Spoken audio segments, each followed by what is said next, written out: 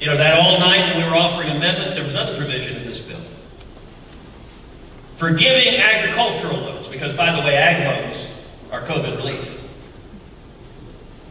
Forgiving agricultural loans to, quote, historically disadvantaged races. Explicitly race-based. You're African American or Hispanic or Asian American, your loans are forgiven. At a rate of 120%. So 20% more than you owe, they're forgiven. There's no means testing. So you can be an African American billionaire and your loans are forgiven. And if someone's a poor white farmer, sorry, wrong race. We offered an amendment to say, look, the government shouldn't be discriminating based on race. This is wrong. We have a colorblind constitution that protects everybody's rights. Amen. That's right. Every single Democrat voted no. Lost by one vote. By the way, both your Virginia senators voted no. Now listen, I will say this, I'm Hispanic. I saw this thing and said, heck, I need to get me a farm.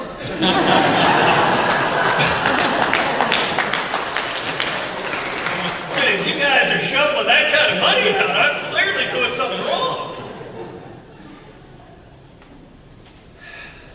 So I said I'm going to talk to you about darkness and light. We've talked about a lot of darkness. Where's the light? You know, 12 years ago, the last time we had a Democratic president, a Democratic House, and a Democratic Senate. 12 years ago, we had Barack Obama and some guy named Joe Biden. Whatever happened to him? Got elected president and vice president. And we saw 12 years ago a bunch of crazy Democrats doing damaging things to our country that we're still paying for now. And what happened the very next year, 2009? Virginia elected a Republican governor.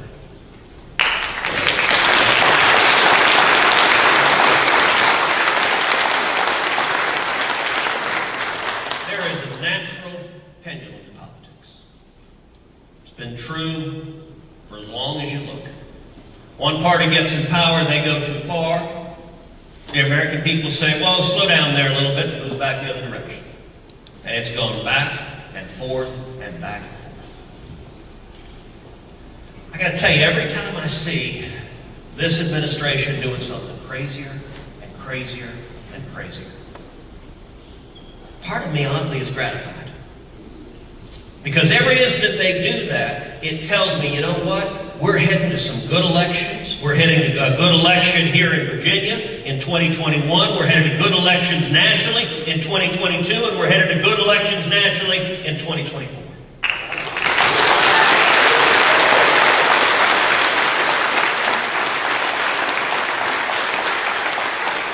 And Virginia is the tip of the spear. Y'all's timing is the first election coming after this.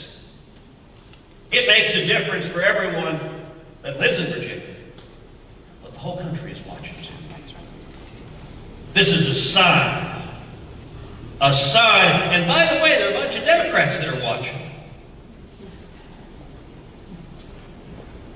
Because when we whip Terry McAuliffe's tail,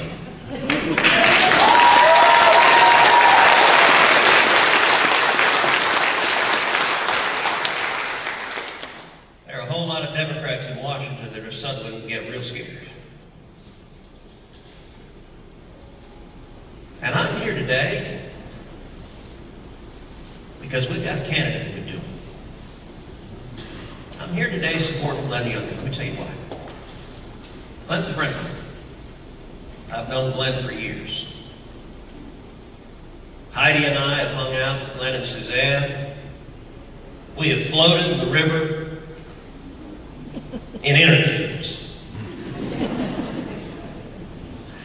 And there may have been a beverage or two involved.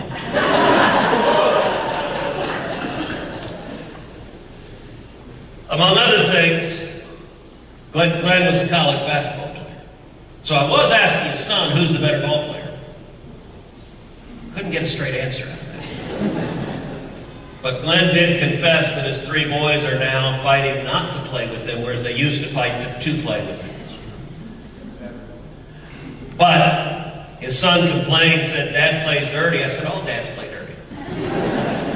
That's just called old man ball. If you don't know enough to grab a kid's shorts when he goes up for a rebound,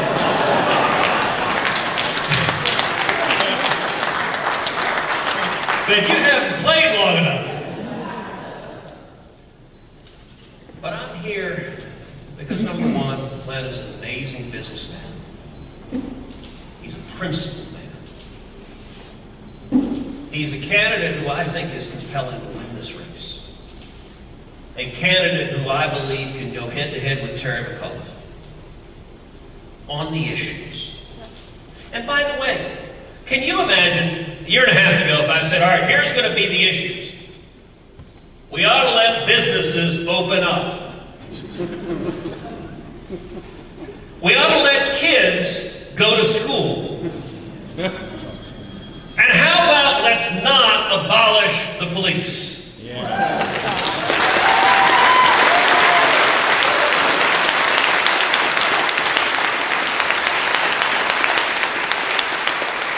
A year and a half ago, if I'd have said the Democrats are going to take the other side of all of those issues, and let's go to the people. I mean, this is, you want to talk about basic common sense.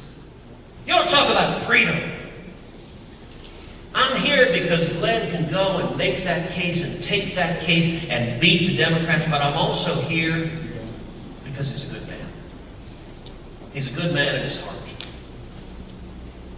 Let me tell you, and it pains me to say, current governor of Virginia is an embarrassment.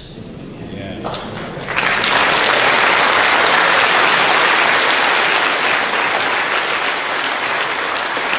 He is a national embarrassment who seems to think it is an okay idea to abort children after birth. Like, who knew that was a thing? And let me just have a suggestion for candidates. If you can't stand up and say, I've never put a picture of a Klansman in my yearbook, maybe you shouldn't run for office. And by the way, when that story broke, the two people, one guy in blackface, one guy dressed in a Klan uniform, his first answer was, well, yeah, I could have been one of those guys. He didn't say which one.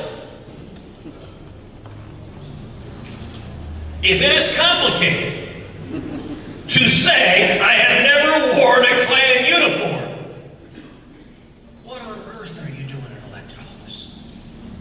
So this is a chance to move from a national embarrassment, who shut this state down, who is keeping kids at home, who is depriving freedom, who is mocking the Constitution and Bill of Rights, and to move instead to a business leader, to a CEO who loves God, who loves freedom, and is going to stand and fight for the rights of every American.